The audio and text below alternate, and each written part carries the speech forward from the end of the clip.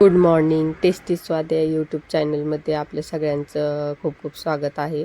तर आपण आपल्या चॅनलवरती गावाकडे बनवलेल्या पारंपरिक पद्धतीने बनवलेले रेसिपी दाखवतो आणि गावाकडचा खूप सुंदर असा निसर्ग आपण दाखवतो. तर अशाच गावाकडच्या रेसिपी पाहण्यासाठी आणि गावाकडचा खूप खूप सुंदर असा निसर्ग पाहण्यासाठी आपल्या चॅनलला लाईक, शेअर आणि सबस्क्राईब करा. आपणच आपल्या गावाकडच्या लोकांना पुढं नेऊयात आणि दाखवून देऊयात. ते पण खूप काही करू शकतात. तर आज आम्ही आमच्या गावाकडचं जे घर आहे त्याचं किचन साफ करायला घेतलं होतं. तर आदल्या दिवशी आम्ही डबे घासून घेतले होते सगळे आणि त्याच्यानंतर हा असा पसारा होता किचनमध्ये. हे सगळं क्लीन करायचं होतं. आणि मग ते काय झालं आहे, मांजर आहे आमच्या इथे एक, तर त्या मांजरीला पिल्लं झालेत महिन्यापूर्वी. तर ते पिल्लं खूप त्यांनी घाण केली किचन खाली वगैरे. मग ते साफ करण्यासाठी आम्हाला सगळंच किचन काढावं लागलं. आणि दिवाळीनंतर ते डबे वगैरे खराब होतात ना फराळाचं ठेवून, त्याच्यासाठी पण मग खूप दिवस म्हणत होतो काढायचे. पण मग आज मुहूर्त लागला. आमच्या इथे मांजर आहे आणि तिला 2 पिल्लं. आता हे पिल्लं महिन्याचे असतील. ते काय करतात, मी झोपलेले असते, मग मी उठायला जेव्हा हे करते म्हणजे उठते तेव्हा त्यांना कळतं आणि ते बेडच्या दरवाजाच्या बाहेर येऊन थांबून म्याव म्याव करायला. मग मी जोपर्यंत त्यांना खायला ठेवत नाही, मी त्यांना चपाती आणि त्याच्यामध्ये दूध टाकून त्यांना खायला देत असते. मी जोपर्यंत त्यांना खायला देत नाही तोपर्यंत ते कालवा करतात. मग ते खायला दिल्यावर ते शांत. त्यांना अजून त्या पिल्लांना बाहेर जाता येत नाही ना, म्हणजे अजून शिकार करू शकत नाहीत, ते छोटे आहेत. मग जोपर्यंत ते शिकार शिकत नाही तोपर्यंत मग ते ठेवते खायला. किचन साफ करायच्या आधी म्हटलं आधी जेवण करून घ्यावा. मग मी दुपारच्या जेवणासाठी बिटाची भाकर वगैरे बनवते.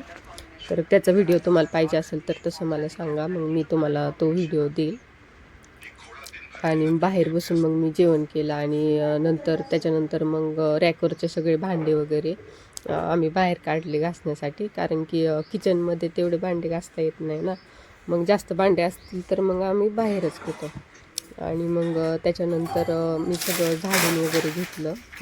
किचनमधले कप्प्यातलं सामान वरती ठेवलं. आणि मग किचनवर जो रॅक होता तो पण त्याच्यावरचं पण सामान सगळं किचनवरती घेतलं. आणि मधले कप्पे म्हटलं आधी मोकळे केले आणि मग ते घासून मधल्या कप्प्यांमधलं मध्ये ठेवावं म्हटलं.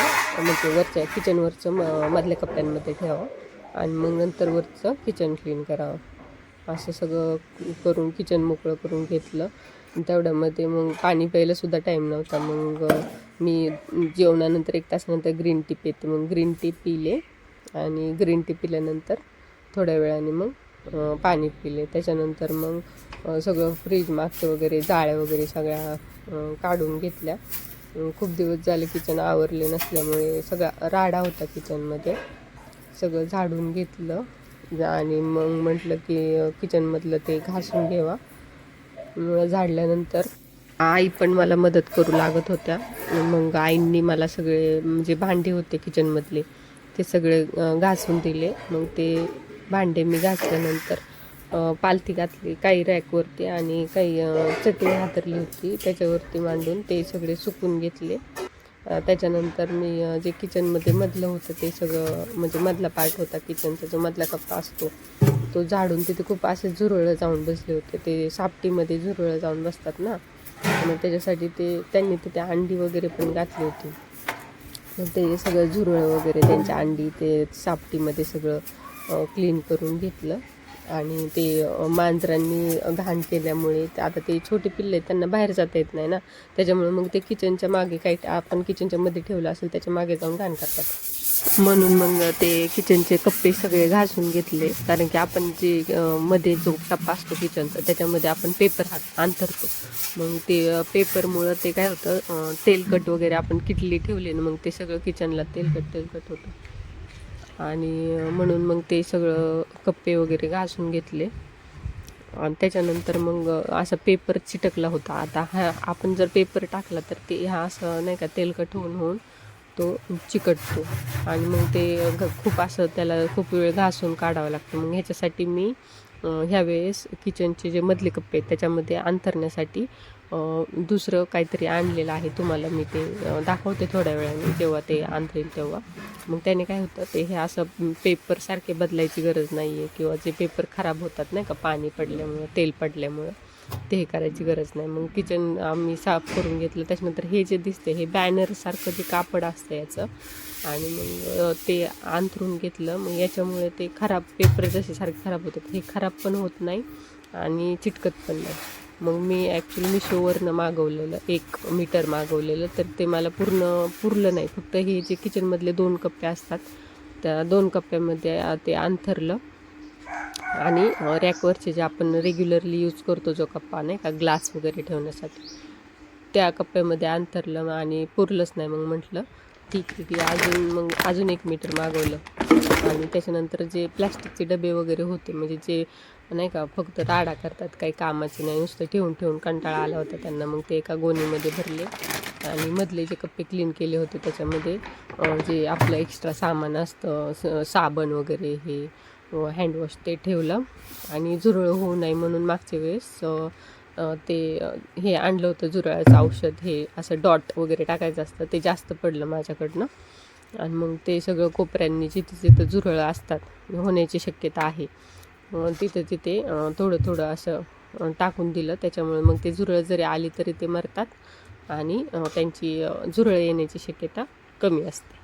कप्पे सगळे साफ करून त्याच्यामध्ये त्या मधल्या कप्प्यामधलं सामान भरून मधले कप्पे डन केले. आणि किचनवरचं जे सामान होतं ते मधल्या कप्प्यांमध्ये शिफ्ट केलं आणि वरचं किचन क्लीन काढायला काढलं. तर जे आपल्या गॅसच्या साईडनी ते कडक चहाचं वगैरे उतू गेल्यानंतर असे डाग होतात, ते किती घासले तरी निघत नाही. त्याच्यासाठी माझ्याकडे एक ट्रिक आहे. जो आपला खायचा सोडा आहे ना, तो टाकायचा आणि त्याच्यानंतर त्याच्यामध्ये असं लिंबू टाकायचं, असं पसरून टाकायचं लिंबू. आणि नंतर मग ते थोड्या वेळ असं भिजत ठेवायचं. सोडा टाकायचा आधी, त्याच्यानंतर लिंबू टाकायचं आणि मग ते भिजत ठेवायचं. आणि भिजल्यानंतर आपण जे भांड्याला लिक्विड वगैरे वापरतो त्याने मग ते असं घासून घ्यायचं, लगेच निघतं ते. म्हणजे त्याला आपण असं जास्त घासत बसायची गरज नाही. थोडं घासलं की ते लगेच चोका होईल. कसं लगेच व्हाईट होतं आहे. नाहीतर तसं आपण नॉर्मली घासलं ना तर ते निघत नाही. आणि मी जे भांड्यासाठी लिक्विड वापरते ते ससा लिक्विड वापरते. खूप छान येते. मला साबणापेक्षा ससा लिक्विड खूप बेस्ट वाटतं, कारण की त्याने काय होतं, फेस पण होतो, भांडे पण खूप स्वच्छ निघतात आणि जास्त असं धुवायची गरज नाही. त्याच्यावरती भांड्यावरती असं डाग राहत नाही. मग त्याच्यानंतर मी जे किचनच्या खिडक्या होत्या त्या पण खूप खराब झालेल्या. त्याच्यामध्ये सगळे लाईटीचे किडे वगैरे जाऊन बसले होते. मग त्याच्यामध्ये पाणी ओतून त्याच्यामध्ये जाळ्या पण झाल्या होत्या. त्याच्यामध्ये पाणी ओतून सगळं काढलं. हे आता ही बाहेर कसे भांडे सगळे मी पालथे घातले, ते आईंनी मला घासून दिले. आणि रॅक पण बाहेर काढून 2 घेतला होता. आणि मग त्याच्यावरती असे व्यवस्थित सगळे नितळायला भांडे लावले उन्हामध्ये.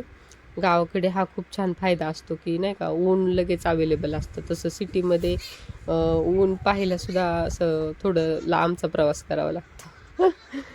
आणि मग हे भांडे वाळायला म्हटलं, वाळतात तोपर्यंत मग मला भूक लागल्यासारखं झालं होतं.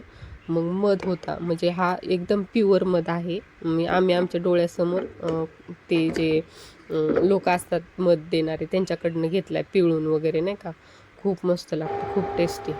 आणि त्याच्यानंतर मग ते म्हणले आपल्याला मस्तपैकी चहा ठेवला. पेपर आमचे संपले होते रॅकवरती हातरायला, तोपर्यंत त्यांनी मला मग पेपर आणून दिले. त्याच्यानंतर मग जिथे तो ह्याचा बॅनरचा हा जो मेशोवरून मागवला होता तो जिथपर्यंत पुरतो आहे तिथपर्यंत तो टाकला. आणि मग नंतर पेपर अंथरले आणि सगळं रॅक असं व्यवस्थित लावून घेतलं.